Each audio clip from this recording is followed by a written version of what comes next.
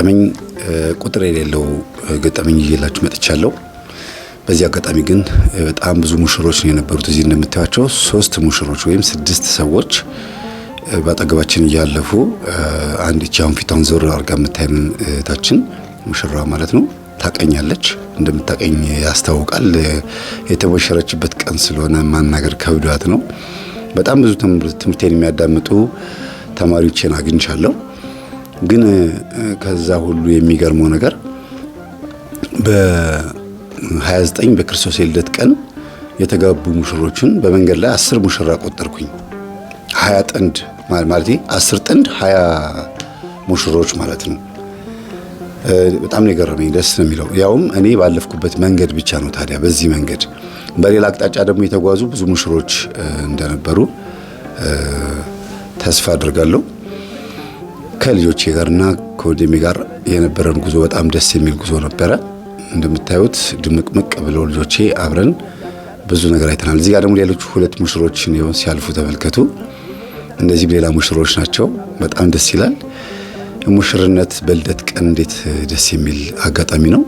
ገጠመኝን ከመናገሬ በፊት ስለዚህ ጉዳይ ትንሽ ማውራት ፈልጋለሁ። ስለ ሙሽርነት ሳይሆን ጌታችን መድኃኒታችን ኢየሱስ ክርስቶስ ሊያድነን የመጣበትን ምክንያት ዝም ብዬ 1-2 ደቂቃ ልንገራችሁ እስቲ፣ እንደው ምናልባት ሰዓቱ ካላስረዘምኩባችሁ።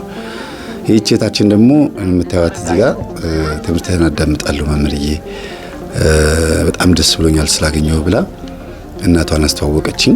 ከዛ ከሷ ጋር ፎቶ ተነስተን ተለያየን። ጌታችን የተወለደው ለምንድን ነው? አረ ሌሎች ሙሽሮች መጡ ገና ቃሉን ሳልናገር 2 ጥንዶች ተመልከቱ። እዚህ ጋር 2 ጥንዶች ናቸው። ስንት ሙሽራ ቆጠራችሁ እስካሁን? 6 ሙሽራ ማለት ነው። ኖ 5 ነው አይደል? 5 ሙሽራ ነው እንጂ በጣም ደስ ይላል። እግዚአብሔር ይመስገን። እዚህ ጋር ደግሞ ሌሎች ሙሽሮች አሉ ተመልከቱ። 2 ጥንዶች፣ ያ ማለት 4 5 ነበር 7 ሆነ ማለት ነው። 7 በጣም ደስ ይላል። ምናልባት ቁጥር ከተሳሳትኩኝ አርሙኝ። 8 ማለት ሊሆን ይችላል። አንድ ሙሽራ አልፎኛል መሰለኝ። እሺ 7 አይደል? እዚህ ጋር ደግሞ ተመልከቱ 8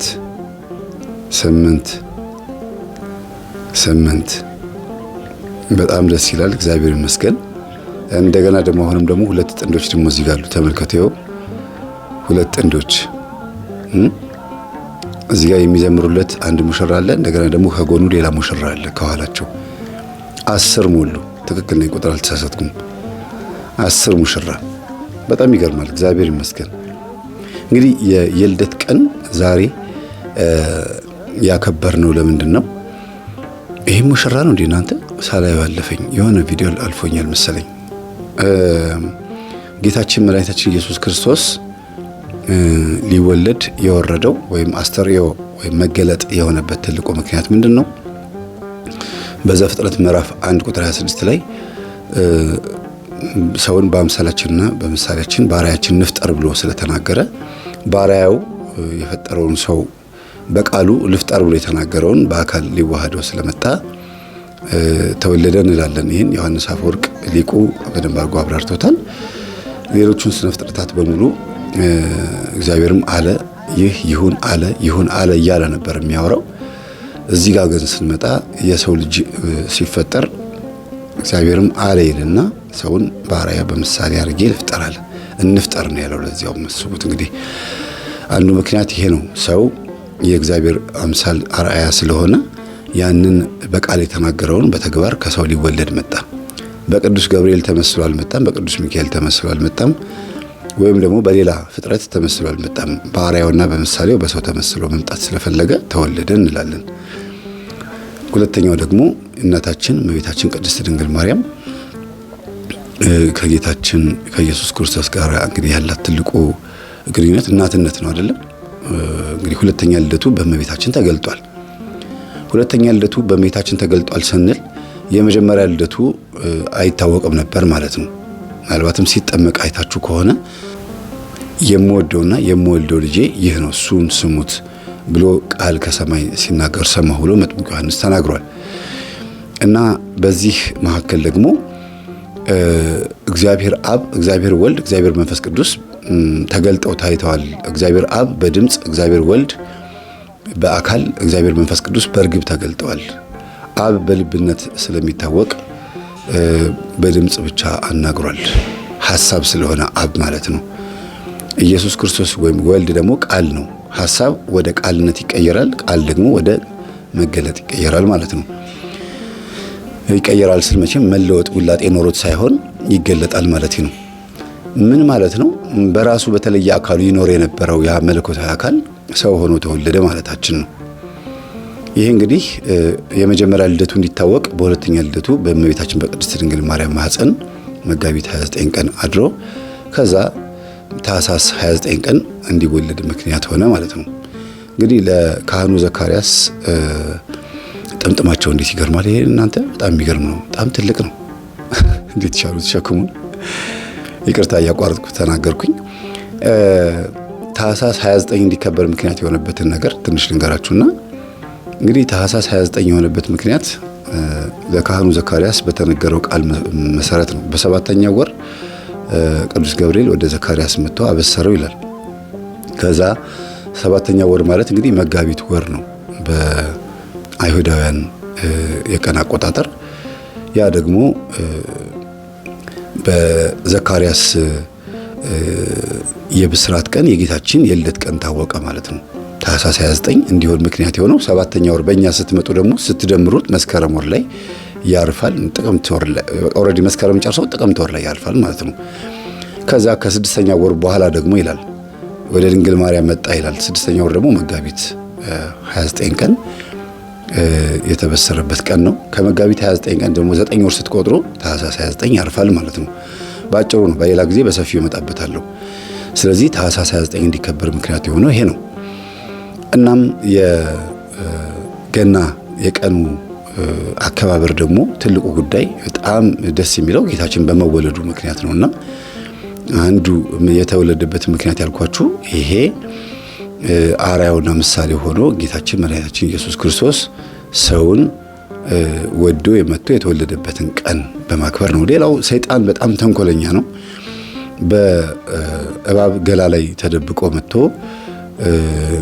አዳምን ሲያሳስት ወይም ጥበበኛ ተብላ እባብ ተጠርታ፣ በእባብ ውስጥ ግን ሰይጣን ስላለ ነው እባብ ጥበበኛ የተባለችው። ተደብቆ ሰይጣን በእባብ ላይ ሰውን አዳምን አሳስቶታል። እንዲሁም የፍጥረታት ሁሉ ጥበበኛ እኔ ነኝ ብላ ትመካ የነበረችውን እባብ ላይ ሆኖ አዳምና ሔዋንን ሲያሳስት፣ ክርስቶስ ደግሞ የሰው አካል ላይ ወይም የድንግል ማርያምን ስጋ ከደሟ ደም ከስጋዋ ስጋ ነስቶ ተወለደ እንላለን እና በአጭር ቁመት በጠባብ ደረት ተወስኖ ሲወለድ እንግዲህ ሰይጣን አይገምትም። እግዚአብሔር ሰው ሆኖ ተወልዶ ስጋ ለብሶ መጥቶ ሰውን ያድኗል ብሎ አይገምትም፣ አያስበውም። ጭራሽ ግን ይጠራጠራል። መጠራጠር ምን ማለት ነው? የሆነ ጊዜ መጥቶ ሰውን ሊያድን እንደሚችል በሆነ ነገር በምን እንደሆነ አይታወቅም ሊያድን እንደሚችል ከዛ ነቢያት ትንቢት ሲናገሩ እንደሚመጣ እንደሚወርድ እንደሚወለድ ትንቢት ሲናገሩ ስለዚህ እንደሚወለድ ከተነገረ መጠበቅ አለብኝ ብሎ ቀኑን ሲጠብቅ ቆየ። እንግዲህ የዛሬ 2000 ዓመት ጌታችን መድኃኒታችን ኢየሱስ ክርስቶስ 2018 ዓመት ሆኖታል። ተወለደ ከድንግል ማርያም። ከዛ በስጋ ውስጥ ተደብቆ በሰው ልጅ በሚያምር ስጋ ውስጥ ተደብቆ ሰይጣንን አንበረከከው ወይም ደግሞ ስጋን ነጠቀው ማለት ነው። ሰይጣን ስጋን ተቆጣጥሮ ምን ያደርግ ነበረ? ያስገዛ ያስገብር ነበረ፣ ያንበረክክ ነበረ። ለዲያብሎስ የተንበረከከ ገላ ነበረ፣ ስጋ ነበረ። በዓመተ ፍዳ፣ በዓመተ ኩነኔ፣ በዓመተ ዓለም ጌታችን ልክ ሲወለድ ለምድራችን ዓመተ ምሕረት ሆነላት። ለምን? ያ የቆሸሸውና የተንበረከከው ለሰይጣን ያጎነበሰው ስጋ ቀና ሊል ማለት ነው። ስለዚህም ኢየሱስ ክርስቶስ የግዴታ ንጹሕ የሆነ ስጋ ለብሶ መምጣት ነበረበትና የእመቤታችን የቅድስት ድንግል ማርያምን ስጋ ምንም ኃጢአት የሌለበትን ስጋ ለብሶ መጥቶ አዳነን ማለት ነው። ያ ስጋ ለብሶ መጣ ብለን ስንናገር እንደው በሌላ መንገድ እኮ ማዳን ይችል ነበረ። አዳም ብሎ እንደፈጠረው ሁሉ በቃል እንደፈጠረው ሁሉ በቃል እኮ ማዳን ይችል ነበር። ግን የበለጠ ፍቅሩን ለማሳየት ስጋን ለብሶ መጣ። ሰይጣን በስጋ ውስጥ ተደብቆ ስጋን ሲያመረክክ ኖረ። ክርስቶስ ደግሞ ንጹህ የሆነውን ስጋውን ሰጠንና አሁን በቁርባን ቅዱስ ቁርባን ስንቀበል ስጋችን ከባርነት ወደ ልጅነት ይሻገራል ማለት ነው። የዲያብሎስ ባሪያ ከመሆን ከዛ በቅዱስ ቁርባን አማካኝነት ጌታን ተቀብለን ልጆች እንሆናለን፣ ወራሽ እንሆናለን ማለት ነው። ይሄን ይመስላል እንግዲህ ዋናው ትልቁ ጉዳይ። ባለፈው በመጀመሪያው ቪዲዮ እንደነገርኳችሁ ወደ ቅዱስ ላሊበላ ወደዚህ ወደምታዩት ገዳምና ደብር ወደዚህ ቅርስ መተን ይህን የመሰለ ድንቅ የሆነ ውቅር እንድንመለከት ምክንያት የሆነን ደግሞ ንጉስና ቅዱስ የሆነው ላሊበላ ይህንን ህንፃ የገነባው ቅዱስ ላሊበላ የተወለደው በ29 ስለሆነ ለመጀመሪያ ጊዜም በኢትዮጵያ የልደት በዓል እንዲከበር በሰፊው እንዲከበር የአደባባይና የንጉስ ወይም የህዝብ በዓል እንዲሆን ወይም የህዝብ ቀን እንዲሆን ያደረገው ንጉሱ ስለሆነ ወደዛው ቦታ መተናል ማለት ነው። ወደ ገጠመኛችን እንምጣ። እግዚአብሔር እስቲ አሁን በምንሰማው ገጠመኝ የሚደንቅ የሆነ በጣም ደስ የሚል ጥሪ ለኛም እንደሚያደርግ ተስፋ አደርጋለሁ። በዛውም እናንተ ውቅር አብያተ ክርስቲያናቱን እያያችሁ እንዴት እኛም እንደጎበኘን ልጆቼ እንዴት አድርገው አብረውኝ እንደነበሩ ወንድሜም ጭምር አጠቃላይ እንዴት እንደነበረ እያያችሁ ገጠመኙን አዳምጡ። መልካም ቆይታ። የላስታ ላሊበላ ነዋሪ የሆነ ወንድማችን ወደ ቅድስት ሀገር ኢየሩሳሌም መሄድ ትቼ ወደ ቅድስት ሀገር ላሊበላ ላስታ እንደምመጣ ሲናገር ሰምቶ ደወለልኝ። አላነሳሁለትም። በቴሌግራም ቮይስ አደረገልኝ። በአውሮፕላን ውስጥ ሆኜ አንድ ቮይስ እያዳመጥኩ ነበረ። በጣም ነው የገረመኝ። ወደ 20 ደቂቃ የሚፈጅ ቮይስ ነበረ። ቮይሱን ራሱን ባቀርብላችሁ ደስ ይለኝ ነበረ፣ ግን ወንድማችን በድምጼ ስለምታወቅ ወይም ደግሞ ማህበር ላይ መምህር ስለሆንኩኝ ቴሌግራም ማህበር ላይ ስለማስተምር እንደው ባክህን መምህርዬ በራሴ ድምጽ አቅርብልኝ አለኝና በራሴ ድምጽ ላቅርብላችሁ። የላስታ ላሊበላ ተወላጅ የሆነ ወንድማችን የዛሬ 10 ዓመት ከላስታ ላሊበላ ወደ አዲስ አበባ መጥቶ መኖር ጀመረ።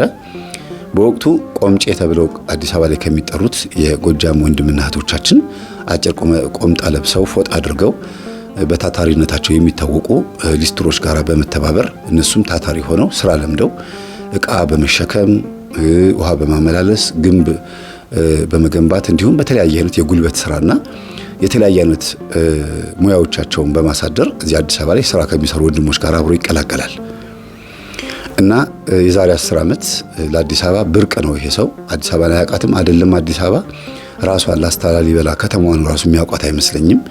ምክንያቱም የገጠር ወንድም ነው፣ የገጠር ልጅ ነው።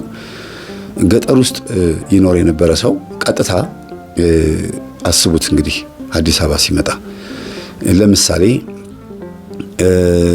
እህቶቻችን እናንተ አረብ ሀገር ያላችሁ ወይም ደግሞ አውሮፓ ውስጥ አንዳንድ ሀገራት ያላችሁ እህትና ወንድሞቻችን ቀጥታ ከገጠር ለ3 ወር ያክል ኮርስ ወስዳችሁ አዲስ አበባ ከተማ ላይ ወልዲያ ሊሆን ይችላል፣ ደሴ፣ ጅማ የሆነ ቦታ ላይ ስልጠና የአረብኛ ቋንቋ ትምህርት ተምራችሁ ወደ አረብ ሀገር ትሄዳላችሁና አዲስ አበባን ፈጽሞ አታቋትም። ወይም ሐዋሳ ወይ መቀሌ ወይ ደግሞ ባህር ዳር ወይ ጅማ እንደዚህ ዋና ከተማ የሚባሉትን አታውቁም። ከከብቶቹ ቀጥታ ወደ አረብ ሀገር ስትሄዱ በጣም ህይወት ኑሮ ይከብዳል አይደል?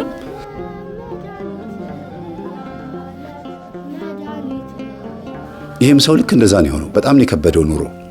ወደ አረብ ሀገር የሄዳችሁ እህቶቻችን በቋንቋ መግባባት አይደለም ባህሉን ራሱ አታውቁትም። ነጮችን ራሱ በደንብ አታውቋቸውም። እንኳን እናንተ እኛ ራሳችን አዲስ አበባ ያለን ሰዎች የነጮችን ባህል አናውቅም በቪዲዮ ከምናየው በስተቀር። እና ሰው ሀገር ሄዳችሁ የነሱ ስራ ለመስራት 3 ፎቅ እየወጣችሁ ምንጣፍ እያራገፋችሁ ምንጣፍ እየወለወላችሁ ዕቃ እያጠባችሁ ሆድ የሚያደርቀውን ሩዝ እየበላችሁ መከራችሁን እያያችሁ ሰርታችሁ ለፍታችሁ ገንዘባችሁን አጠራቅማችሁ ደግሞ በቅንነትና በየዋህነት ለቤተሰቦቻችሁ ገንዘብ እየላካችሁ 10 ዓመትም 8 ዓመትም ሰው ሀገር ኖራችኋል። አዲስ አበባ ስትመጡ ደግሞ አዲስ አበባን በደንብ ሳታቋት ስለሄዳችሁ ደግሞ ብርቅ ይሆንባችኋልና እንዲህ አይነት ውዝግብግብ ያለ ሰብና ይፈጠርባችሁና ትቸገራላችሁ። ይሄ ወንድማችንም አዲስ አበባ ሲመጣ ይሄ ነበር የገጠመው። አይ እኔ አልቻልኩም ብሎ 1 ዓመት እንደቆየ ወደ አረብ ሀገር ለመሄድ እዛ ሄዶ የከብት እረኛ ለመሆን ያቅዳል።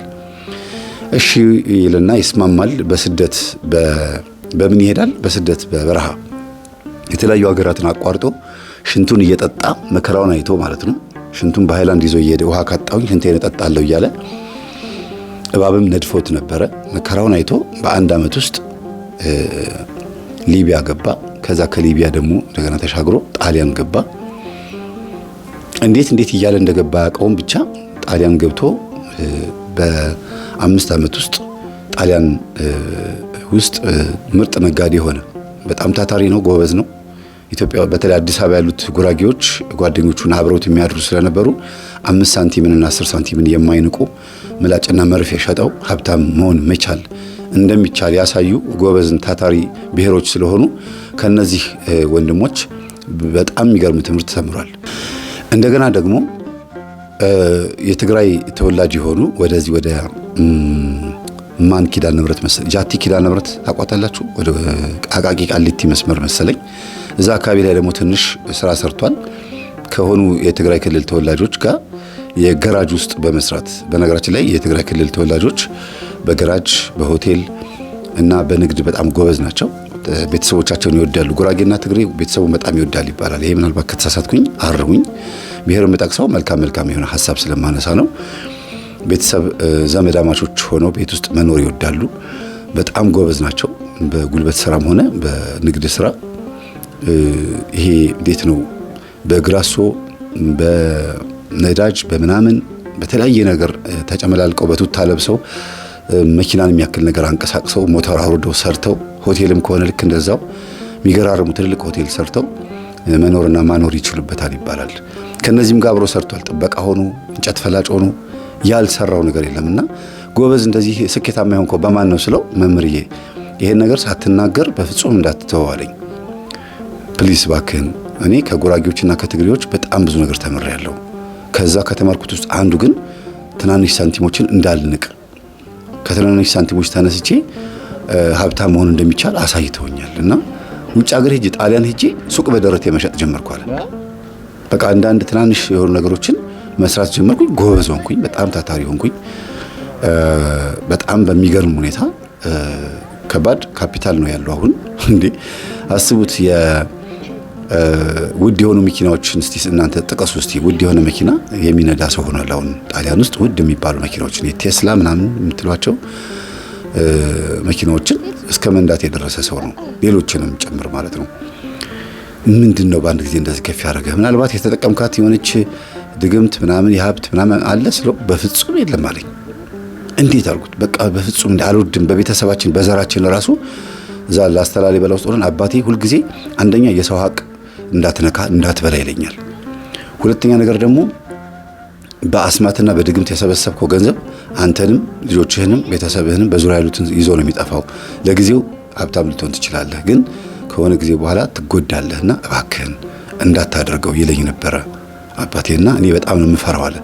እንዴት ነው ታዲያ ስኬታማ የሆንከው ስለው ግቢያቸውን ማጸዳላቸው የነበሩ ነጮች ነበሩ። እነሱ ጋር ተጠግቼ ደግሞ እነዚህ ሰዎች ትግሬ ናቸው ወይስ ጉራጌ ወይስ ኢትዮጵያ ውስጥ የኖሩ በጣም ታታሪ ከትንሹ ተነስተው ያደጉ ናቸው እስክል ድረስ ለገንዘብ ያላቸው እይታ በጣም የሚገርም ነበረ።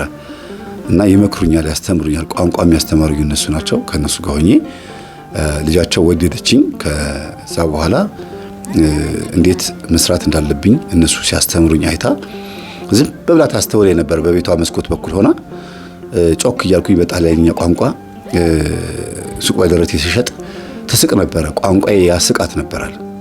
እና ያንን ቋንቋዬን እየሰማች ተዋወቅን። አባቷ በጣም ጠንካራ ሰው ነው። ልጁን ሳዋራት ከልጅቷ ጋር ስስቅ ምናምን በፍጹም እንትን አይልም፣ አይቆጣኝም፣ አይጠረጥርም በሌላ ነገር። ምክንያቱም ጨዋነቴን አይቷል፣ ሃይማኖቴንም አይቷል። የኢትዮጵያ ኦርቶዶክስ ተዋሕዶ ቤተክርስቲያን አማኝ እንደሆንኩኝ ስላወቀ በሃይማኖቴ በጣም ጠንካራ እንደሆንኩኝ ስላወቀ በጣም ነው የሚወደኝ፣ በጣም ነው የሚያከብረኝ። የኛ ሀገር ሰዎች እናንተ ጋር መጥተው በአድዋ ድል ተሸነፉ አይደል እያለ ይስቅብኛል አለ። አዎ አሸንፈናቸዋል፣ ግን እናንተ ደግሞ አሁን አሸንፋችሁናል እላችኋለሁ አለ። በጣም ነው የሚደነቀው አለ። አስተሳሰቤ ይገርመዋል አለ። እንዴት ሲለው በቃ ዘመናዊ ኮሎናይዜሽን ወይም ደግሞ ዘመናዊ ባርነት ውስጥ ከታችሁናል፣ ወደ እናንተ ነው እኮ እየተሰደድን ያለ ነው ብዬ ስለው አንገቱን ደፍቶ ያዝናል። አይዟችሁ ችግር የለውም ሀገራችሁ ቅድስት ሀገር ስለሆነች ታሸንፋለ። አሁን ወደ ጸበል የጊዮርጊስን ጸበል ተጠምቀን ከዛ ወደ በረራችን ወደ አየር በረራችን እንሄዳለን። እጅግ በጣም ደስ የሚል ቆይታ እንደነበረን ተስፋ አደርጋለሁ። የሚገርም ቆይታ።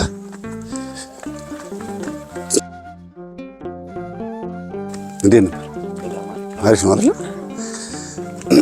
የሚገርም መልካም ምድር ነው። በጣም ብዙ ነገር ነው። እስማ ደስ የሚል እውነት አትውጣ ነው የሚል ሀብት ቢኖረኝ አለመዋለሁ የምትለው ብዙ ነገር አለ አይደል?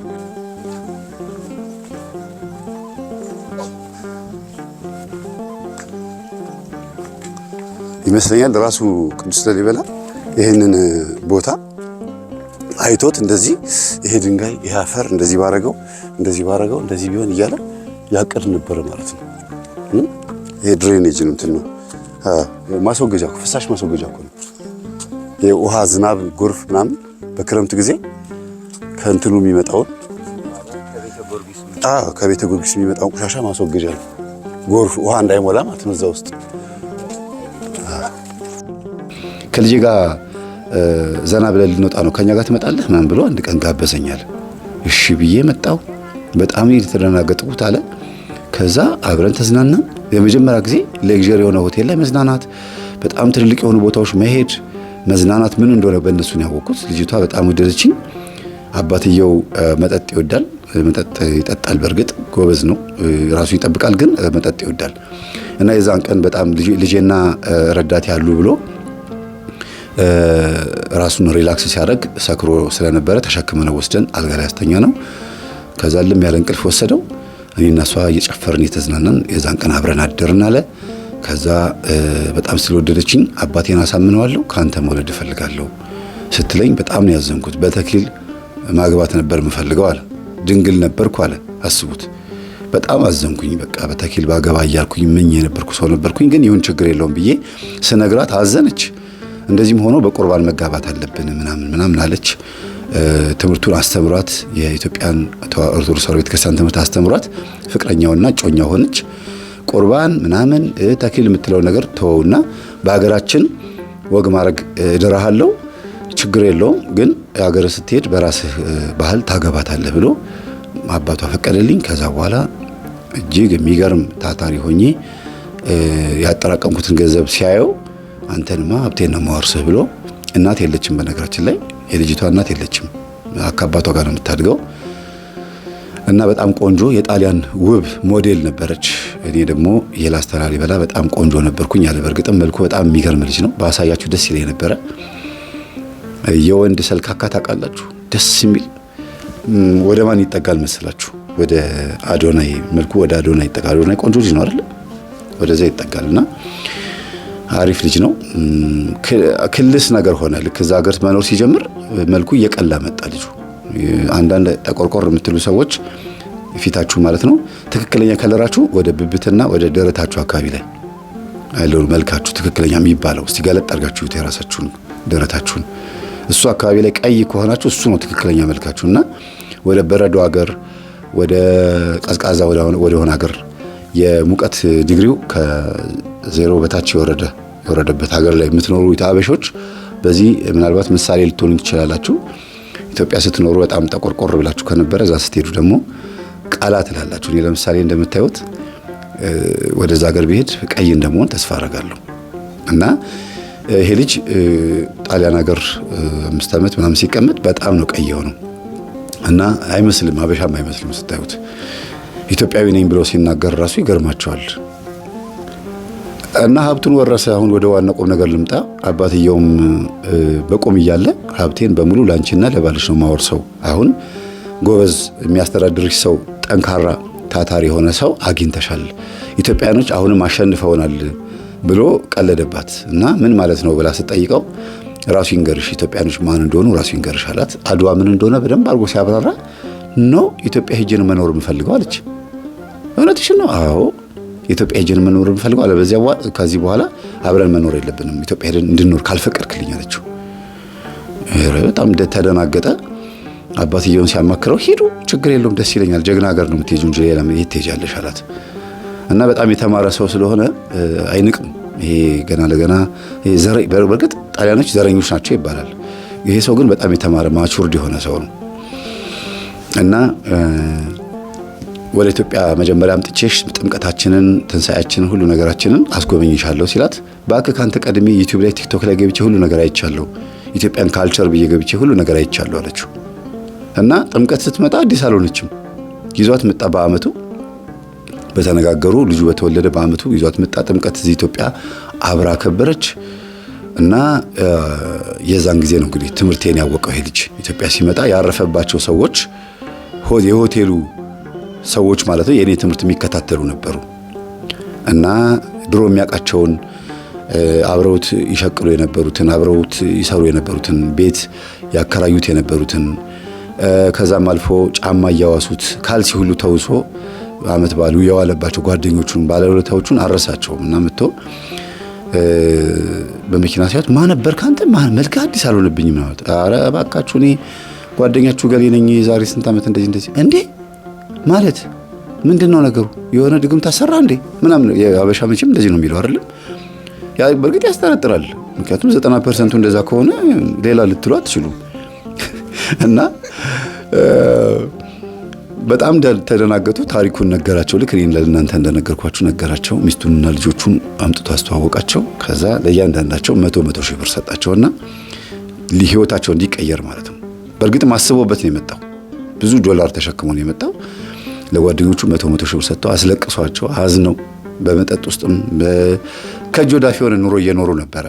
እንደገና ደግሞ ወደ ባለውለታዎቹ ወደ ጉራጌዎቹና ወደ ትግራይ ክልል ተወላጅ የሆኑት ስራን ያስተማሩት ቤተሰቦቹ ጋር ሄዶ ደግሞ ሲነግራቸው ከነ ልጆቹ የገራጁ ባለቤት ሰውዬ በጣም ነው ያዘንኩብህ፣ ልጄ ልታገባ ብለህ ስንት ነገር አውርተን አሁን ፈረንጅ አግብተህ ትመጣለህ ምናምን አለውና ተቆጣው። አልገባኝም ጋሼ ምን ማለት ነው እንዴ? እኔ በቃ ልጄ እንድታገባልኝ ነበር የፈለኩት። እኔ አንተን የመሰለ ሰው ማጣት አልፈልግም ጋሼ።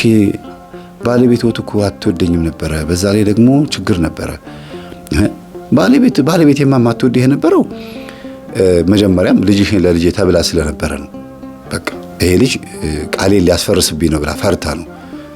ግን እኔ ደግሞ አሳምኛት አሸንፊያት ነበር። አንተ ጥለኸኝ ሄድክ፣ መሆን አልነበረበትም። እኛ ባለውለታዎችን ማን ብሎት ያው እኔም ከውለታ ቆጥሬ የመጣሁ ምናምን ብሎ አዝኖ ልጅቷን በጣም አዝና ሊያገባት የነበረችው ልጅ ለሚስቱ ነገራት። እቺ ልጅ እንደዚህ አስበውልኝ ነበረ ምናምን ብሎ ሲነግራት ከዛ በማግስቱ ጠዋት እንሂድ ብላ አስቸገረችው። የምትቀማው መስሏት ማለት ነው። ከዛ አይዞሽ ችግር የለውም አሁን አትቀማኝ፣ ምንም ነገር አይፈጠርም። እሷም ሌላ ህይወት እንድትኖር ሌላ ትዳር እንድትኖር አድራሻዋን አንቺ ተቀበይና ስልክ ቁጥሯን አንቺ ተቀበይና እስቲ ከምታውቂው ሰው ጋር አጋቢያት ምናምን አላት። ኖ በፍጹም ወደኛ አካባቢ መጠጋት የለባትም። ተወድህ ከነበረና ልታገባት ከነበረ እኔ ከማውቀው ሰው ጋር ካጋባኋት ቤተሰባችን ልትሆን፣ ቤተሰብ ከሆነች ደግሞ የድሮ ፍቅሯ ያገረሽባትና ከኛ ጋር ፋሚሊ ስትሆን የሆነ ቀን አብራችሁ በዝሙት ልትወርቁ ትችላላችሁ ብላ ነገረችውና ዋው አሁን አደነኩሽ፣ ትክክለኛ የሴት ባህሪሽ መጣ፣ ጠንቃቃ ሴት ማለት አንቺ ነሽ ብሎ በርቀት ልጅቷን ተሰናብቷት ወደ ጓደኞቹ መጣ። የጎዳና ልጆችን ባለ 3 መኝታ ክፍል ተከራይቶ የኮንዶሚኒየም ማለት ነው ተከራይቶ 5 ጎዳና ልጆችን በዛ ቤት አስገብቶ አዲስ አበባ ከመጣ በ15ኛ ቀኑ ላይ እኔን አገኘኝ። አቤት አልኩት። መምህር ይሄ እነዚህ ልጆች ተረከበኝና እኔ ከውጭ ብር ልካለሁ፣ አንድ 400 ምናምን ዶላር ልካለሁ፣ እነዚህ ልጆች አስተዳድርልኝ አለኝ። ምን ማለት ነው? ማን አንተ አልኩት። እኔ እንደዚህ ይባላሉ ብሎ በጣም ደነገጥኩኝ። በቃ ገረመኝ። ታውቃላችሁ ያለው ሀብት ተቆጥሮ ማያልቅ ሀብት ነው። ባለ 3 መኝታ ኮንዶሚኒየም ብቻ መከራየቱ አይደለም የሚደንቀው፣ ያሟላላቸው እቃ 1 ሚሊዮን ብር የሚያወጣ እቃ ነው ያሟላው። ሶፋ ብትሉ ፍሪጅ ብትሉ አንድ የጎደላቸው ነገር የለም። ሙሉ እቃ እኮ ነው የገዛው። ይሄን አድርጎ ልጆቹን አስገብቶ እኔም ተዋውቂያቸው አሁን ይኸው እንደዛ ነው እያስተዳደረ ያለውና በቴሌግራም ቮይስ ልኮልኝ ይሄንን ገጠመኝ ሲነግረኝ በጣም ነው የተደነኩት። በጣም ነው የማመሰግነው ወንድማችን። ላቋርጠውና ገጠመኙን ይሄ ስለዚች እህታችን ላወራችሁ። ላስተላልበላ ቤተሰብ የሆነችን ይህች ፊት ለፊት የምታዩት እህታችን ናት። ወደ ቤቷ ያመጣችን የዚች ሕፃን ልጅ እናት ማለት ነው። ሜላት ትባላለች።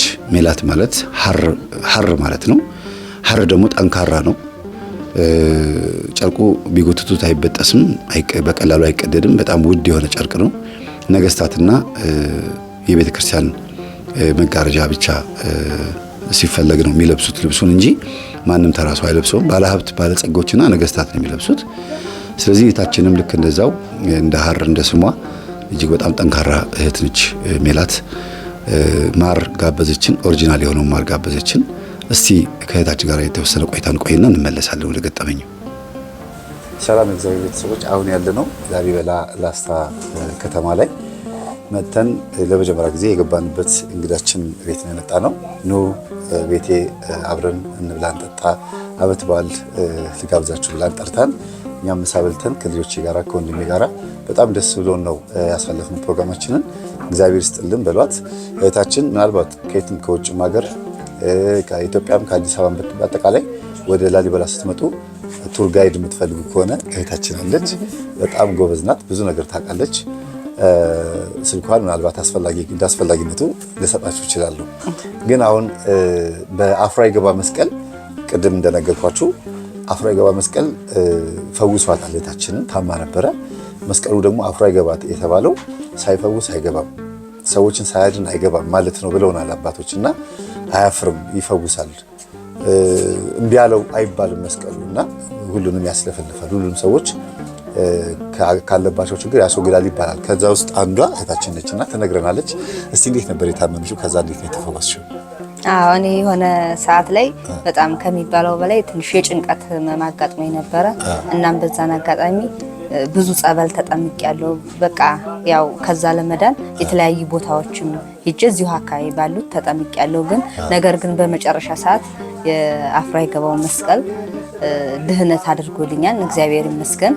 እናንተም ከእንደዚህ አይነት ጭንቀት የታመማችሁ ሰዎች በቃ ያለምንም ጥርጣሬ በእምነታችሁ መታችሁ ብትታሹ ድህነትን ታገኛላችሁ። እኔ እዚሁ ተወላጅ በመሆኔም የቅርብ ምስክር መሆን እችላለሁ። ብዙ ሰዎችም ሲድኑ አይቻለሁ ባይኔ እና በጣም በመታሸት ነው አይደል? አዎ በመታሸት ነው። በመታሸት ሰውነትን በመስቀል በመታሸት በቃ እሱ ነክቶት አፍራ ይገባው መስቀል ነክቶት የማይዳን በሽታ ዓለም ላይ የለም። እውነት ለመናገር ተሰርቆም ተወስዶ ነበረ። አዎ ተሰርቆም በጥላት ተሰርቆ ነበረ። ግን እዛ መሆን ስለማይችል የተሰጠው ለኛ መዳኛ ስለሆነ ተመልሶ ወደ ሀገራችን ገብቷልና በጣም ልዩ መስቀል ነው። የትም ዓለም አይገኝም። እኔ የትኛውም ገዳም ሂጃለሁ፣ የተለያየ ቦታ ብዙም ጸበል ምንም ሞክሬያለሁ። ግን እኔ እንደ አፍራ ይገባው የሚሆን መስቀል ድጋሚ የማገኝ ሁላ አይመስለኝም። እና እድሉን ተጠቀሙበት። ብዙ ፈተና በህይወት እንደሚያጋጥም አምናለሁኝ። እና ምናልባት በቅዱስ ላሊበላ በሚገኘው ቤተ መድኃኔዓለም ውስጥ በሚገኘው አፍራ ይገባው መስቀል እንደምትድኑ ተስፋ አረጋለሁ። ኑ እንግዳ ተቀባይነን እናስተናግዳችኋለን። መስቀላችሁን ድናችሁ ትሄዳላችሁ እላለሁ። አንቺም ስለተቀበልሽን በጣም ነው የማመሰግነው። እሺ እግዚአብሔር ያክብርልን። አሜን። ላሊበላ ከተማ ላይ ሰው መኖሪያ ቤት ውስጥ አልገባንም፣ ክላስ ነበር ያዝነው። አንቺ ቤት ነው መጀመሪያ የገባ ነው እና የመጀመሪያ ዘመዳችን ነሽ ማለት ነው። አዎ ዘመዳችን ኦሬዲ ዘመድ ነን። ደስ ይላል። በጣም እናመሰግናለን ስላደረግሽልን አቀባበል። ምንም ማለት አይደለም። እግዚአብሔር ያክብርልን። እሺ አሜን። በሚቀጥለው ለቀረጻ ብቻ መጥቼ ሙሉ ቱር ጋይድ እንደምታደርጊኝ ተስፋ አደርጋለሁ። እሺ እንደ እግዚአብሔር ፈቃድ ችግር የለውም። እሺ እናመሰግናለን። እሺ እንግዲህ እታችን ቅርብ ጊዜ ተመልሼ መጥቼ እንደገና አገኛታለሁ። እኛ ግን ላሊበላ ያለን ቆይታ ይሄን ይመስላል። አሁን ከዚህ እንደወጣን ቀጥታ ኤርፖርት ነው የምንሄደው። ሰዓት ሁሉ ረፍዶብናል። በመጨረሻ ያገኘናት እሷን ነው። ኦልሬዲ በጣም ደስ የሚል ፕሮግራም ነበረ። እናቷ ደግሞ የ75 ዓመት እናት ናቸው አይደል? እና በጣም ጠንካራ ንቁ ናቸው። አፋቸው ላይ ሰምታችሁ ከሆነ ደጋግመው ጠንክራችሁ ስሩ፣ ስንፍና አያስፈልግም ነው የሚሉትና ምን ያህል ለስራ ያላቸው ፍቅር ከመንፈሳዊ ሕይወት ጋር ያላቸው ለእምነታቸው ያላቸው ፍቅር በጣም ይገርማልና ለየት ያሉ እናት ናቸው። እግዚአብሔር ስሙ የተመሰገነ ይሁን። አቅም የሚሆነው እንግዲህ ስስት ያለ ቂጣ ሻሂ ጉልበት ትሆናለች፣ ቂጣም ጉልበት ትሆናለች። እርፈት ደም ብዛት ያመጣል። ማረፍ ዝም ብሎ መቀመጥ ማለት ነው። አዎ መተኛትም ደም ብዛት ያመጣል። ምፈልገው ለባላለሁ ተተባለ ገብስ ጭምቆ ጥጥት አድርጎ መስራት፣ ስስት ያለ ቂጣ መብላት፣ ሻሂ መጠጣት ጉልበት ይሆናል። እርፈት እንቅልፍ ደም ብዛት ያመጣል። እና ደሞ እህል በላለሁ ተባለ እንክት ያለ ይዝልል አድርጎ እንክት ያለ ዝልሉን ጠጥቶ እንጀራውን ስጋውን ያስበላል። ስንፍና እንቅልፍ ውፍርና ያመጣል፣ ህመም ያመጣል፣ ስኳር በሽታ ያመጣል፣ ደም ብዛት ያመጣል። የሚጣፍጡትን እየተጠቀሙ በላበት ማውጣት ጠንካራ ያረጋል። እርፈት ጥቅም የለውም። ስለዚህ በላብ መውጣት አለበት። አዎ በላብ መውጣት አለበት። እንቅልፍም ውፍርና ነው፣ ያስወፍራል። ዝም ብሎ የሚፈልጉትን ቂጣይቱን ብልት ሻሂቱን ጥጥት አድርጎ በላበት ይወጣል። እንቅልፍም ሐኪም ነው፣ አንድ አፍታ ይበቃል። እርፈት ህመም ያመጣል። እስቲ እንቅልፍ እንዴት ነው ሐኪም ነው? እስቲ ነገር እንቅልፍ ጥሩ ነው። እንቅልፍ ጥሩ ነው። ሲያም ትኝት ያሉት እንደሆነ በእንቅልፍ ይወጣል። ድካምም የተኙት እንደው በሐኪም ነው በእንቅልፍ ይወጣል። ስንፍና ነው ግሙ የሰሩት እንደው በላበት ይወጣል። ጥቅም ደግሞ ጥሩውን ጠጥቶ ጥሩውን በልቶ በላበት ይወጣል። ገጠሮቹ እየቆፈሩ እንጨት እየፈለጡ ነው በላበታቸው የሚወጣው። እንደገና ደግሞ ይሄ ትካሻ ከበድ ያለ እንደው ወደዚህ በእንትን በቀዝቃዛ ውሃ ነጋ መታጠብ ደግሞ በጣም ያቸነፈ እንደው ቀይ ሽንኩርቱን ከትፎ የቀይ ሽንኩርቱን ትራፊ የተዘፈዘፈውን መጠጣት። ቀይ ሽንኩርቱን ደም ብዛት ሲይዝ ከትፎ አሳድሮ ጧት ውሃውን መጠጣት እና እርፈት ህመም ያመጣል። የምግብ ፍላጎት የሌለው ሰው አሁን እንዴት ነው? የምግብ ፍላጎት የሌለው ይችን የምታምር አድርጎ እሷን ግጥም ታስርባልኝ እንዲያው እንጀራ እንትን ቢል ቆሎ ታሰረድማልኝ፣ ቂጣ ታሰረድማልኝ። ይቺ ሐኪም ናት። ደም ብዛት አትይዝም፣ ደርቃለች። ያኮረፌው ጭምቅ ያለው ውፍር ያለው ደም ብዛት ያመጣል። ገብስ ተቀቅሎ የሚሉት ነገር ደም ብዛት ያመጣል። ተሎ ደም ኃይል ላይ ይቆለላል እና እሱት ያሉት እንደው የሰሩት እንደው ደም ብዛት አይይዝም። ይሄ ነው። እድሜዎት ስንት ነው ማማ? አረ እንደው 70 ሳይበልጠኝ አይቀር 75 ከዛ በላይ ይሆናል። 70 ሳይበልጠኝ ልጅዎት 75 ብላኛለች። 70 ነው። 70 ከሰባ ትንሽ ከፍ ሳላላልቃ 75 ነው። በቃ ይሁን ብዙ ቀን ነው። ታዲያ ስለ ላስታ እንግዲህ አንዳንድ ታሪክ ስለ አፍራ ይገባ መስቀል ታሪክ ንገሩኝ እስቲ። አይ ስለ አፍራ ይገባ መስቀል ለአገሩ ረድኤት ነው። አገሩ እርዳታው ገብቶለት ቅዱስ ነው። አይ ህንጣ ምን የለ ሁለመናውን ያበረክታል። በዚያ እየታጠበ ጠበሉን ይጠጣል። ይሄ ቅዱስ ላሊበላ ጨርሶ ሐኪም ነው። ይፈውሳል። ኧረ በስመ አብ እንትኑ ታጥቦ በሂተም ቆርቁሮ ቢሄድ ፈውስ ነው እና ሀለ ስንፍና የሚጎዳ ነገር የለም። ልክ ነው። ስንፍና ነው የሚጎዳው። በዚህ ትርሶ ሲሰሩ አይቼ ገሩ ደግሞ እንደው እኔ ምን ይጨመራለሁ? መስራት ነው እንጂ ስራዬ ባልሰራማ ጉልስ ስላለሁ አሁን መቀነቱ አንሶኝ በይተ ተጠፍሬ ነው። ተጠንክ ወጣር አድርገው በዚህ በይተ ተጠፍሬ ስንመጣም እየሰሩን ያገኘነው በይተ ተጠፍሬ ነው እና ስራ ነው ሸጋው። እሺ የአፍራ ይገባ መስቀል ከላይ ነው የወረደው እያሉ እንግዲህ እኔ እንደው በብዛት ቀን እስቲ የወረደበትን አሳዩኝ እላለሁ እንጂ ሐመድሃን ያለ በዚያ ነው አሉ ሐሰማው እንትን ያለው ሐሰማው እንደው አሳዩኝ ሳለል ሰነፍ የቀረው እና ታሪክ ነው። ልጆትም ደግሞ የዳነችው ደግሞ በመስቀሉ ነው። አረገ ለኛ እንግዲህ እንደው ዘመዳችን ማይን እሱ አይደለ እንደው እሱ አይደለ ሐኪማችን። አስታውሱኝ የነበረበት ጊዜ እንዴት ነበረ? ይያዝ ሲል በመስቀሉ ትታሽ ስትል የነበረው ሁኔታ እዚያ ድንቅ ነው። እንደው ተሎ አዳናት እንጂ ደግሞ ስለቷን ተሎ ብላ አገሩ የሚጠመቅበት ጎማ መስቀሉ ታጥቦ ተጠራቅሞ አገሩ እንዲወስደው የጠበሉ መያዣ ታጥቦ እንዲገባ ሰጣልኝ። ተስፋው ለሰው ልጅ መስራት ነው፣ የሚቀለው መስራት ነው። በገጠር እያመማቸው ሴቶቹ ወንዶቹ ልጅ እያጠቡ ጫማ የለ ሾህ እየተወጉ ቤታቸውን ያቸንፋሉ። ሰነፍ ሰው ግን በስንፍናው ያልበላውን ይወፍራል። ልስራ ሲል ደግሞ ያግደዋል፣ ይተዋል፣ ሰውነቱ ያግደዋል። አዎ እና ጨክኖ አላሰራም የሚለው ይኸው እንትናችን አብሮ የተፈጠረው ጉግማን ጉጉ ነው። ጨክኖ መስራት፣ ጨክኖ መጦም፣ ጨክኖ ማስቀደስ አታቦቱ ጋር ጨክኖ ጦለት ማረግ ነው። ስለ ስንፍና በጣም ነው እየወቀሱ ያሉትና እናትሽ ስራ ላይ ጎበዝ ናቸው። በጣም ይገርማል። እና ምን ሰነፍ ሰው እንዴት ሲሆን አይተዋል? እንግዲህ እስቲ እንገሩ። ሰነፍ ሰው ቀርዳዳ ቁጭ ብሎ ይውላል ራሱ ሊጎዳ። ሰነፍ ሰው ቀርዳዳ ቁጭ ብሎ ይውላል ራሱ ሊጎዳ። ቁጭ ብሎ ውሎ ሀቤቱ በታይ ሰው ውሎብኝ ይላል አያልቅም ጠንቋይ። በጣም ደስ ይላል። እሺ ይጨምሩልን። ኧረ እና እና ሀለ መስራት መድኃኒት የለም። ልክ ነው። ሀለ መስራት ሁሉም ሰው ያለችው ያለችው ክፉ መንፈስ እንዳለ ራሱ ሳታነብ ገብቷታል። ስራት የሚለው ክፉ መንፈስ ነው። ብዙ የተቆራኘን ስላለ እኔ በተፈጥሮ ልጅነቴ አንስቼ መከራይቼ እናቴን አላውቃትም። ሰዎቹ ናቸው ያሳደጉኝ። ትሰሪያለሽ እየተባልኩ እንዲህ አለ ሙቀጫ ተንጠልጥሌ አንዳንድ አቅማዳ ገብስ ወቅጬ ከብት አግዳለሁ። እናቴን አላውቃትም። በልጅነቴ ነው የሞተችው።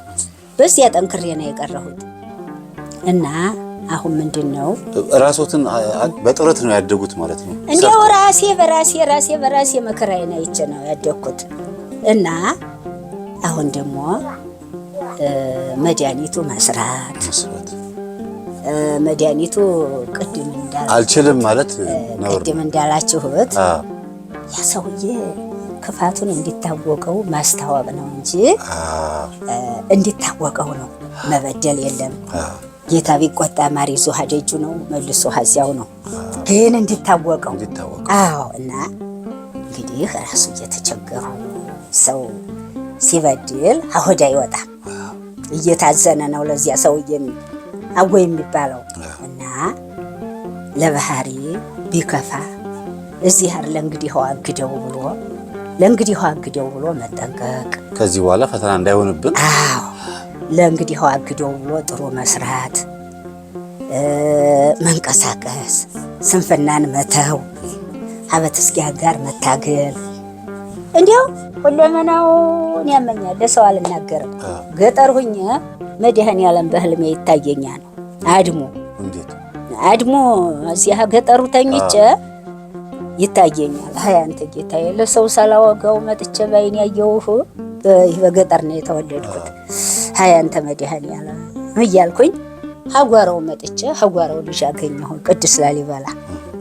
እና አሁን ምንድነው መታገል። ታዲያ ሁለመናን ያመኛል። አሁን የገጠር ሰው እየታመመ ራሱን አስሮ እጁ እየተቀነጠሰ ራሱን አስሮ ልጆቹን እያስለቀሰ ነው እየፈጋ የሚበላው። መቅለጥለጥ አያስፈልግም። አሁን እኔ በገጠር እንደዚያ ብዬ ስላደኩኝ አመመኛል ዝም ብዬ አሁን አምላኬ አይጉድ እኔን ብቻ አመመኝ ብዬ እንዳልወቅሰው አይማዶ የታቦት ማደር ያለና በየዓመቱ ሂዶ ታቦቱን ያስተዳድራል ያገሩ ሰው። እንዲያው ዝም ብዬ በሆዴ ነው እንጀራው ጉዱ ይመመኝ እንጂ ታቦቶቹ እያስጣሉኝ አይደል በጠበሉ በመስቀሉ ያልኩኝ። እንኳን በመስቀሉ መድኃኔዓለም ሂዶ እንዲህ ቢፈገፈጉት አድኖ ይውላል። ቤተ ማርያም ቢፈገፈጉት አድኖ ይውላል። የነገሯቸውን ታቦቶቹ ሀኛ ጋር ናቸው። አሁን በህልም የምን ያሳየኛል ታቦቱን የሚያስተዳድረው አንቺን ብቻ አላመንኩሽም ብሎ እግዚአብሔር ሲያሳየኝ በዚያ ጊዜ ሙሉ ዳንግሌ አብሮት ተኝቶ አምላኬ ቸሩ ለሰው አልነግርብህ ህመሜን ለክ ያለ አገሩም ውሻ አለው አልኩኝ። እና የገዛ ውሻችን ነው አላሰራ አብሯቸው ሆኖ አዩ። ሀዚያ ሁላ አብሮ ሙጫ ቡችላ ዳንግሌ ቡችላ ተኝቶ አምላኬ ቸሩ አንተ ነህ በሽታዬን የምታውቅልኝና ለአገሩ ሙሻለው ብለህ አሳየህ ብዬ እገረማለሁ፣ እደነቃለሁ። በገዛችን እግዚአብሔር ይመስገን። እገረማለሁ፣ እደነቃለሁ። ስራም ሲሰሩ ከእግዚአብሔር ጋር ሆነው ከሰሩ ነው። ኧረ ወይኔ እመሜን ኩላ ለሰው አልነግርም እየታመንኩ መስራት ነው። አንቺ ለአገሩ መማለው ብሎ እዚያ ሁላ ለታቦቱ አስተዳዳሪ ጨርሶ ቡችላው በጣገቡ ተኝቶ ዳንግሌ ውሻ እና ውሻ ስለታሰረብን ውሻው ማጀነ ውሻው የሚቸነፈው በጦም በበተስኪያን በጦለት ያልነው እንደሆነ ሰው እኮ የምሩን ሰርቶ ነው ይችን እንጀራ የሚያገኛት እንጂ ጦሙን ውሎ ጦም ሐዋ ነው ሙጥቀና ለዲህ አካፍሎ እንደገና ደግሞ ለዚህ አራድሮ ነው የሚያገኘው። እና እግዚአብሔር ስጦት በእውነት እግዚአብሔር ታሪከኛ ነው። እግዚአብሔር ታሪከኛ ሰው ወዶ አይደለም ማለት ነው። ኪሳራ ቢከስርም ሰነፍ ቢሆንም ቢያመነዝርም ወዶ አይደለም። እንግዲህ ውሻው ተጣብቆበት ነው ማለት ነው። በሁሉ አይዞሽ አንቺን ብቻ አይደለሽ ታመምሽው ብሎ እዚያ ሁላ ታቦት ማጀሪ ሀተኛ ሁላ ሙጫ ውጭላ አይ ታሪክህ እግዚአብሔር አንቺን ብቻ ላመንኩት ለአገሩ ውሻ አለው ብለህ አሳየህ ብዬ እዚያ ወዲያ ታሪክ ነው። አሁን በዚህና በዚህ ሲሳፋኝ ሩጭ ሂጄ በአድማ በቤተ ማርያም እንዲህ ብዬ ገጭ አልኩ እንደሆነ ይሄን የሚሰነካከለኝ ገጭ ድኛዋል፣ ተሸምኘዋል።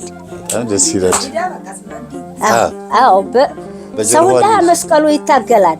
ሰው ሊያሰለች ሀቄሱ ይታገላል። አይ ያልታደላችሁት ብዬ እኔ ሀድሙ እምነት ነው። አየሽ እምነት እኮ ነው። አልታደላችሁ ማለት እንግዲህ ሰው ግድ ያን ካላገኘው ነው የሚለው። ኧረ እየተጋፋ እየተጣላ ደም አንድ ቀን ይሄን እጄን ስንክል አደረገኝ።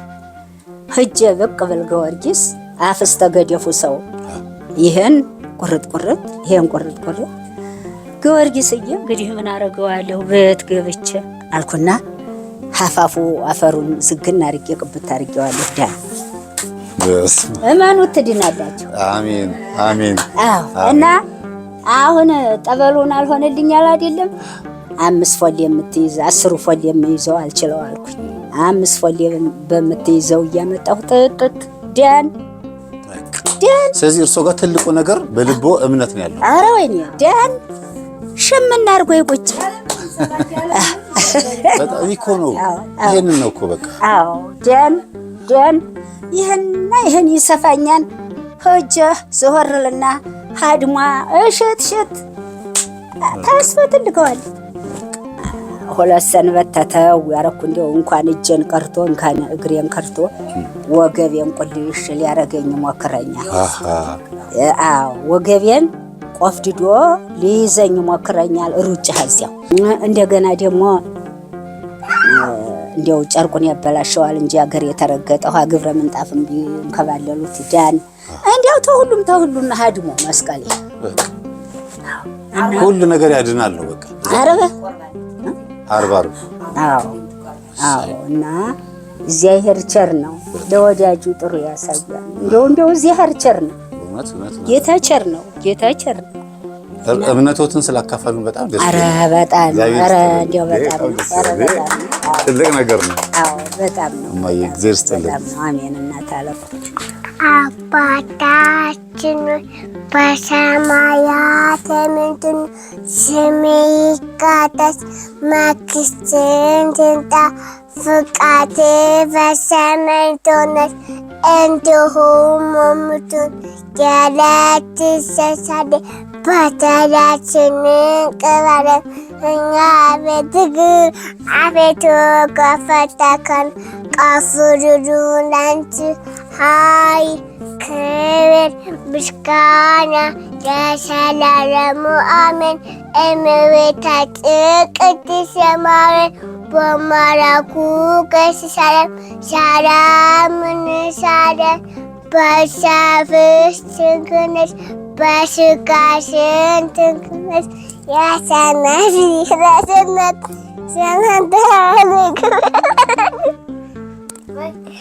ከተወለደች አንቺ የተባረክሽ ነሽ፣ የማኅፀንሽ ፍሬ ጸጋን ደስ ይበልሽ፣ ልዑል እግዚአብሔር ካንቺ ጋር ነውና ከተወደደው ከጌታችን ከመድኃኒታችን ከኢየሱስ ክርስቶስ ይቀጣና ሜድግን አጣጣችን ለስርን ተሰላሙ አሜን።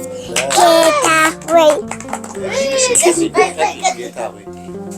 ጌታ ወይ በሰላም እንደወከነ በሰላም አሳድረን አሜን። በጣም ደስ የሚል ቆይታ እንደነበረን ተስፋ አደርጋለሁ ከማማና ከልጃቸው ጋራ። እናመሰግናለን። ሁላችሁም አመስግኑልን። ደስ የሚል እቤቴ እንዳለውኝ አድርጌ ነው የተመገብኩት። ምሳ ጋብዘውናል። የእህታችንም ጓደኛዋ ነች፣ የረጅም ጊዜ ጓደኛዋ እንደሆነች የነገረችን። ትምህርታችን የሚያዳምጡ ቤተሰቦች ናቸው። በጣም ደስ ብሎናል። እናመሰግናለን እህታችን። እንግዲህ ወደ ገጠመኙ ስመለስ ላሳጥረውና ከዚህ ሁሉ ነገር በኋላ ወደ ቤተሰቦቹ ወደ ገጠር ካልወሰድከኝ አለችው። ገጠር ገቡ። ወደ ላስታ ላሊበላ የዛሬ 2 ዓመት ወደ ገጠር መጥቶ ቤተሰቦቹን አሳያት። በጣም ያለቀሰችው፣ በጣም ያዘነችው። በዚህ አጋጣሚ ይሄ ምንጣፍ በጣም ነው የምወደው ቤተሰቦቼ፣ እንዴት እንደምወደው ያው ገዝቼው እንግዲህ በዚህ ደግሞ ስቀረጽበት ታዩኛላችሁ እንዴት እንደምወደው ይሄን ምንጣፍ እና ገጠር ገብተው የኔን ገጠመኝ በፍላሽ አድርጎ ሰጥቷቸው ትምህርቱን እያዳመጡ የዛሬ 2 ዓመት አሁን ቢመቸኝ ደስ ይለኝ ነበር እነሱ ጋር ቢሄድ ወደ ገጠር ወደ እነሱ ወደ ቤተሰቦቹ። የፈለገኝም ለዛ ነበር። ደውሎ ያጣኝ ባክን ላስታ ከገባህ እናትና አባቴን ኤልኝ ብሎ ነበር። ግን በጣም ራቅ ያለ ቦታ ነበር። የፍላይት ሰዓታችንም ደርሶ ስለነበረ የ2 ሰዓት መንገድ ተጉዘን ሄደን ቤተሰቦቹን ማየት ባለመቻሌ በጣም አዝናለሁ። ግን ሌላ ጊዜ መለሳለሁ። ምናልባትም መጋቢት ወር ላይ ወደ ላስታ ተመልሼ ሄዳለሁ። ሙሉ በሙሉ ቅርሱን ጎብኝቼ ቪዲዮን ለእናንተ ለማቅረብ እመለስ ይመስለኛል። እና ቤተሰቦቹን አስቆርቦ እናትና አባቱን ባዕድ አምልኮ ጨሌ አስጥሎ እንዲሁም ደግሞ እህቱም ጭምር በተክሊል እንድታገባ በቁርባን የራሱን ስሜት ወደ እህቱ አጋብቶ ማለት ነው በቁርባን በተክሊል እንድታገባ አድርጎ የተጣሏቸውን ቤተሰቦቻቸውን አስታርቆ ነው ወደ ሀገሩ የተመለሰው በ1 ወር ከ15 ቀን ጊዜ ውስጥ ማለት ነው።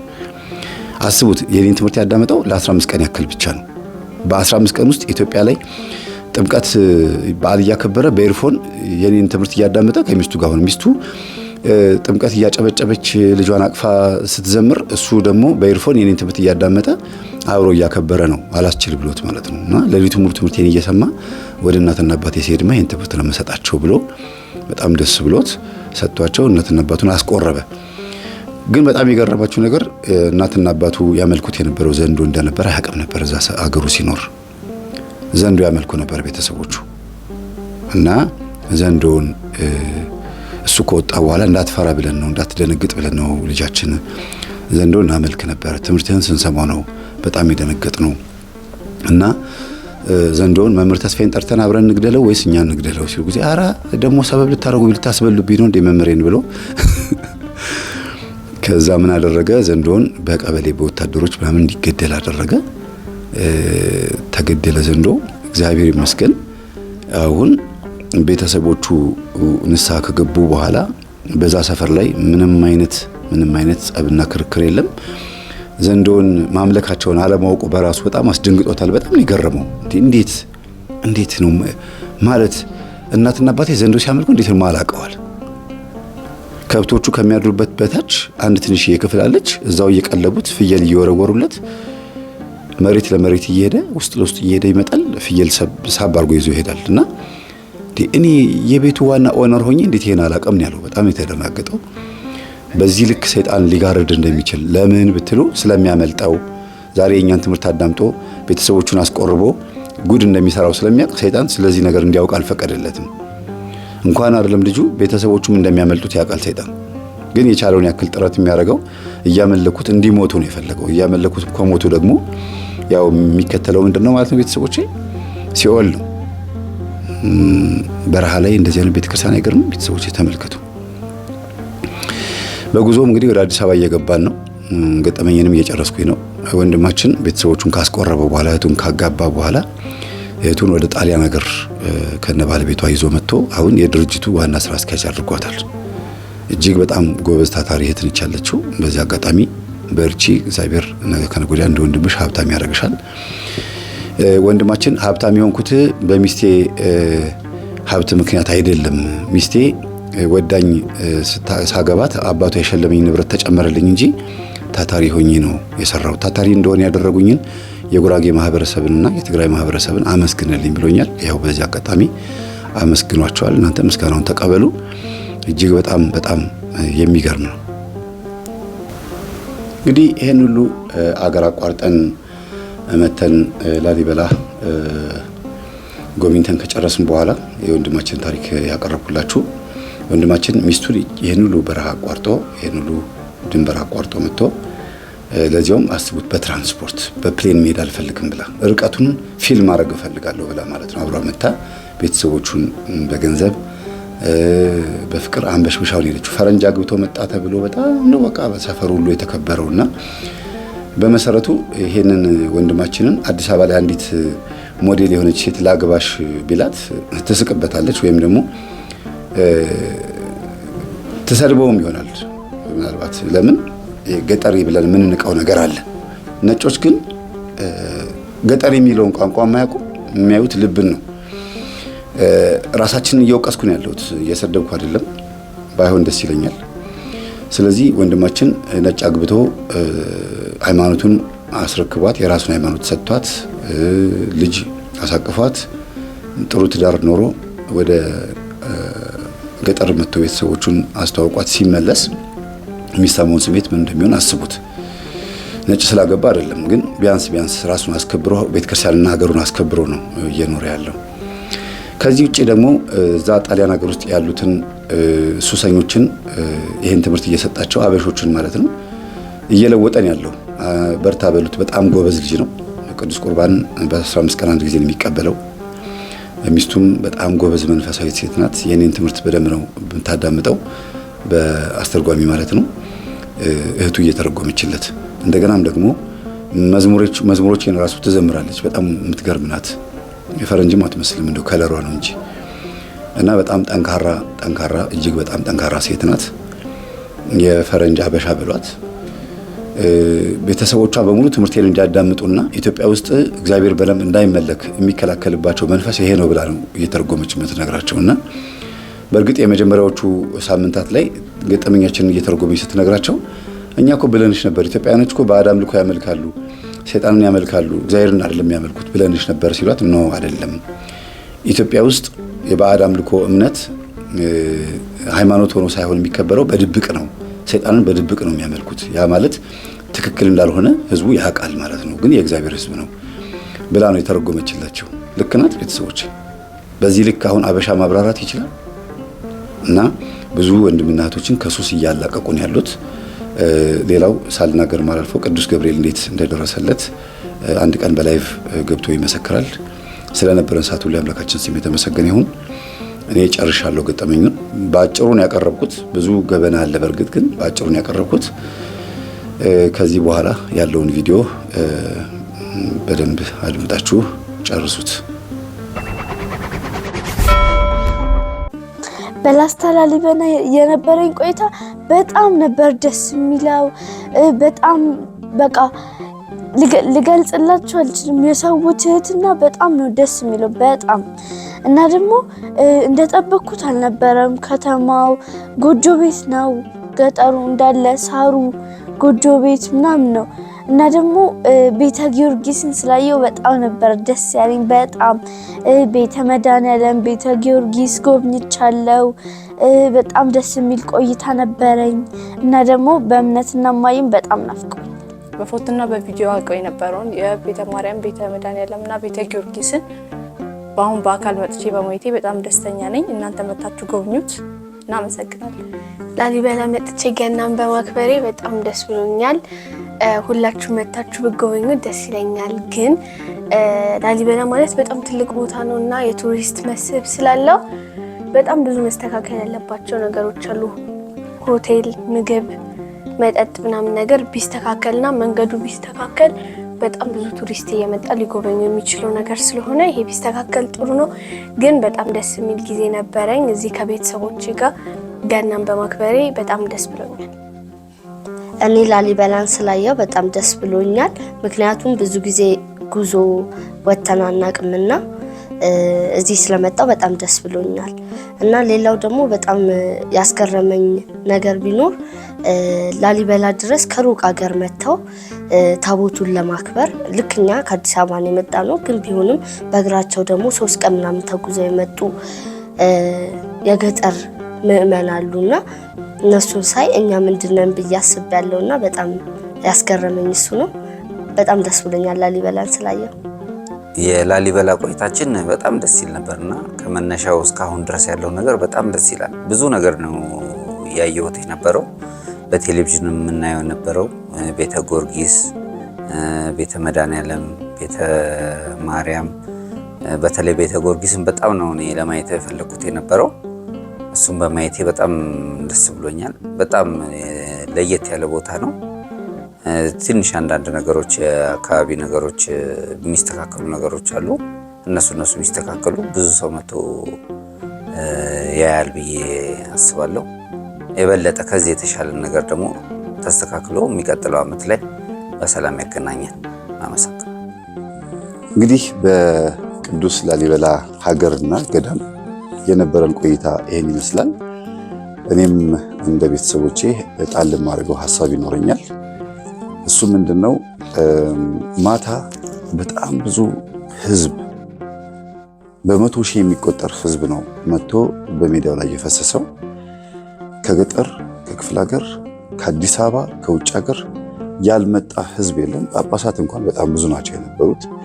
እርግጠኛ ነኝ ዲቁና ለመቀበል፣ ክህነት ለመቀበል፣ ከጳጳሳት በረከት ለማግኘትና ማዕረግ ለማግኘት ያልመጣ የገዳም ወይም የአድባራት አገልጋዮች ያለ የሌለ ነው ተሰብስቦ የመጣውና በተክሊል የሚጋቡ ሙሽሮች በቪዲዮ ላይ እንዳያችሁት ብዙ ሰው ነው ያለውና በዚህ አጋጣሚ ለንስሐ የሚሆን ሃይማኖትን የሚያጠነክር ለመንግሥተ ሰማያት የሚያበቃ ወንጌል ቢሰበክ ምን አለበት? እንዲሁ ነበረ ሰው ተበትኖ ሄደው። እንደው እዚህ ግባ የሚባል እንኳን አንድ ጥሩ ሐሳብ እንኳን የሆነ ትልቅ ነገር እንኳን አልተደረገም። እንዲሁ የካህናት ወረብ ቤዛ ኩሉ ይሄ በእርግጥ የተለመደ ነው፣ የታወቀ ነው። አይጠቅሙም እያልኩኝ አይደለም። ግን ይሄን አጋጣሚ ተጠቅሞ ወንጌል ማስተማር፣ ይሄን አጋጣሚ ተጠቅሞ ምክር መምከር፣ ህዝቡን ከባዕድ አምልኮ እንዲወጣ፣ ከተለያዩ መጥፎ ነገሮች እንዲርቅ፣ ከዘረኝነት ከፖለቲካ እንዲርቅ፣ እንዲሁም እንደው እግዚኦ እንዲል እግዚኦታ በዚች በዓመት አንዴ እስቲ ባካችሁ አሁን ተጠራርተን ተገናኝተናል፣ በመኪና እየተዘዋወርን በቴሌቪዥን በሞባይል ኑ ብንላችሁ ማትመጡ ሰዎች በዓመት አንድ ጊዜ በገና ዋዜማ መጥታችኋልና አሁን ለምን እግዚኦታ እናደርስም ብለው አባቶች እግዚኦታ ቢያደርሱስ ቢለቀስስ እንዴት ጥሩ ነበረ። ምክንያቱም ኢንፎርሜሽን ይተላለፋል ተብሎ ከማይጠበቅ ቦታ የመጡ ሰዎች አሉ።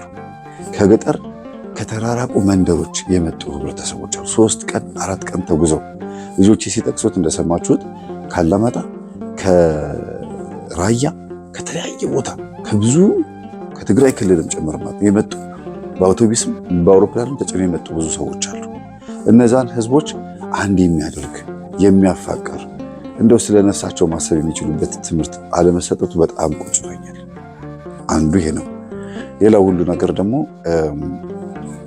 ታቦቱ ወይም ደግሞ በዓሉ ጠዋት ልክ ጳጳሳት በሚባርኩበት ሰዓት ጉዳዩ ልክ እንደተፈጸመ ወዲያው ህዝቡ ተበትኖ ወዴት ነው ሄደው?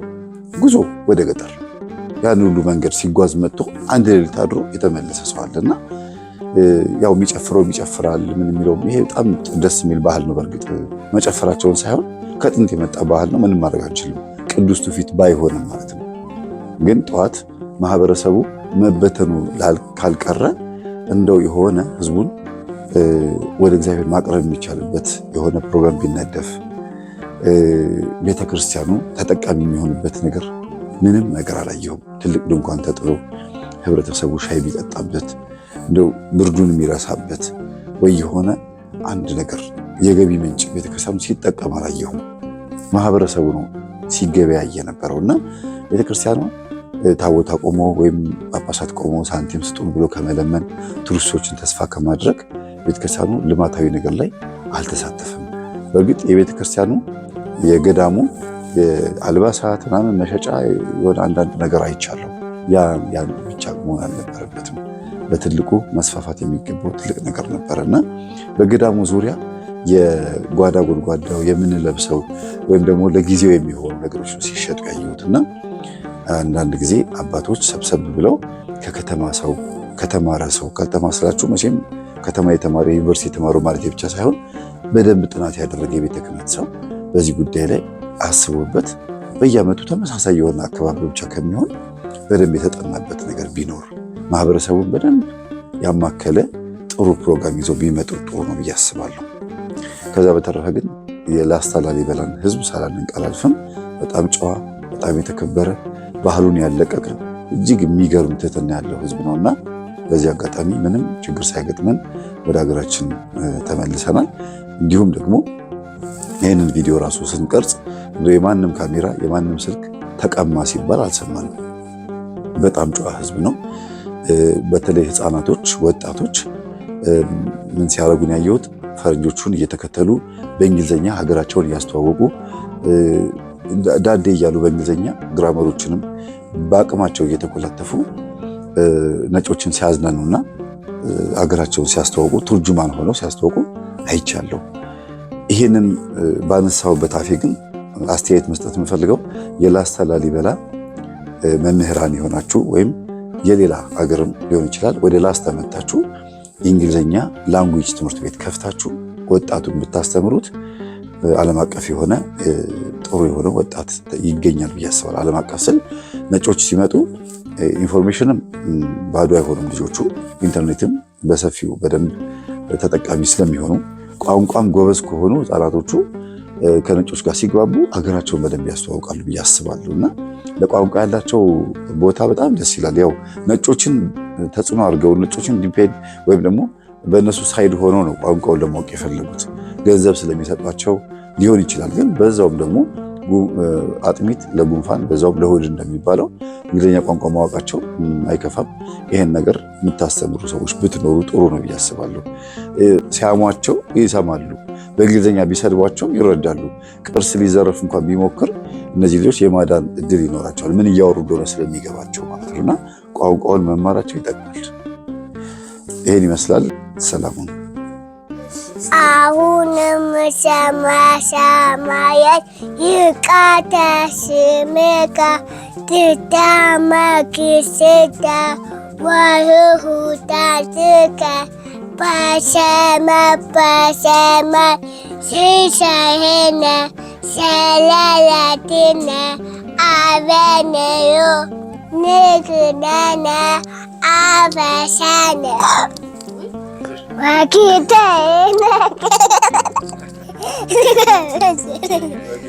ወጌታዬን ከማንናኒ ዝገረ አባሳነ ይዶ አበነ ከመሱስ አለ አደረነ ኦረ አነ እንቁሩ እንጉር እመሰአከ ይእቲ መንግስት አለሳ ለዓለም ዓለም አሜን። በሰላም በቁጥር ከቤ ማርያም ኦግስቴ ማርያም ሰላም ይለኪ ጌታ ወይ የቀለው ምግብ ባክልን ለሌላቸው ስጫቸው ላላቸው በግረቱ አሜን።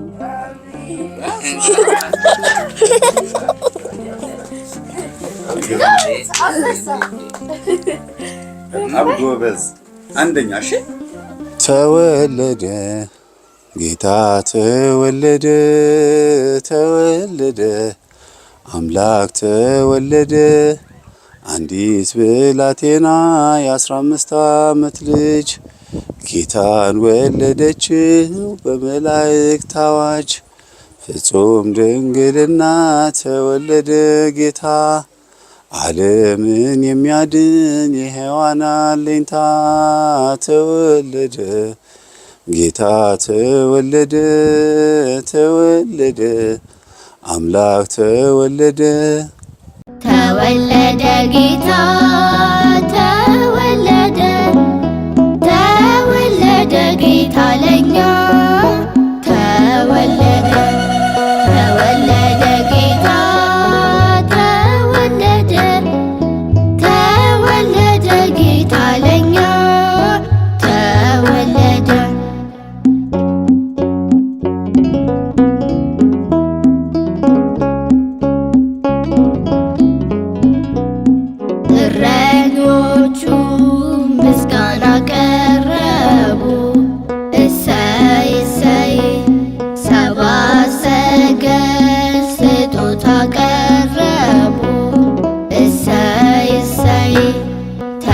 ተወለደ ጌታ ተወለደ ተወለደ ጌታ ለኛ ተወለደ ተወለደ ጌታ ተወለደ ተወለደ ጌታ ለኛ ተወለደ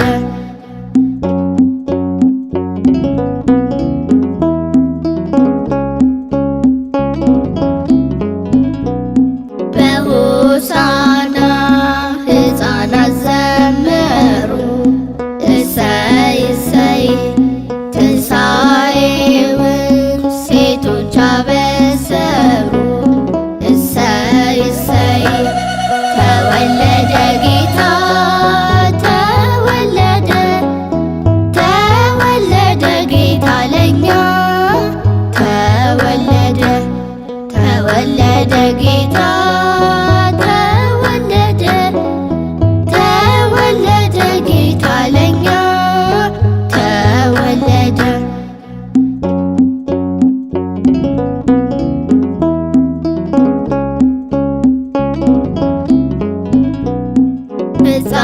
ሕፃናቱን አትከልክሉ አለ እሰይ እሰይ እንደነሱ ንጹሕ ሰው ማን አለ እሰይ እሰይ ተወለደ ጌታ ተወለደ ተወለደ ጌታ ለኛ ተወለደ ተወለደ ጌታ ተወለደ ተወለደ ጌታ ለኛ ተወለደ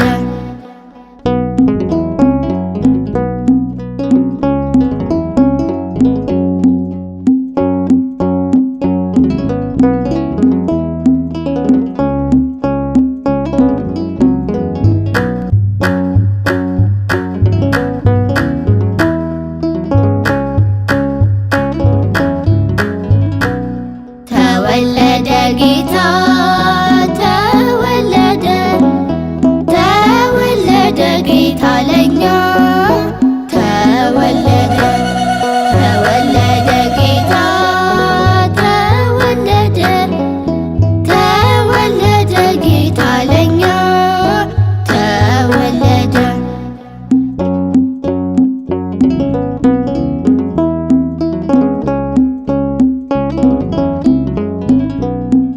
እረኞቹ ምስጋና ቀረቡ እሰይ እሰይ ሰብአ ሰገል ስጦታ ቀረቡ እሰይ እሰይ ተወለደ ጌታ ተወለደ ተወለደ ጌታ ለኛ ተወለደ ተወለደ ጌታ ተወለደ ተወለደ ጌታ ለኛ ተወለደ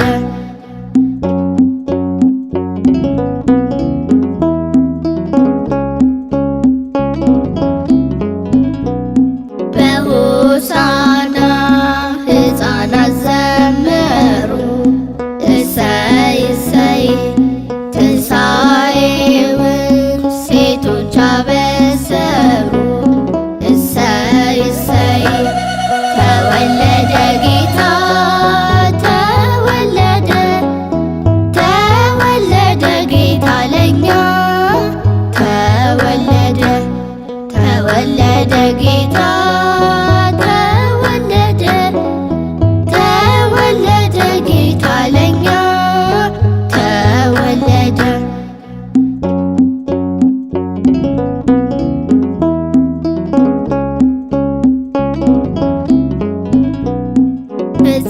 ሕፃናቱን አትከልክሉ አለ እሰይ እሰይ እንደነሱ ንጹሕ ሰው ማን አለ እሰይ እሰይ ተወለደ ጌታ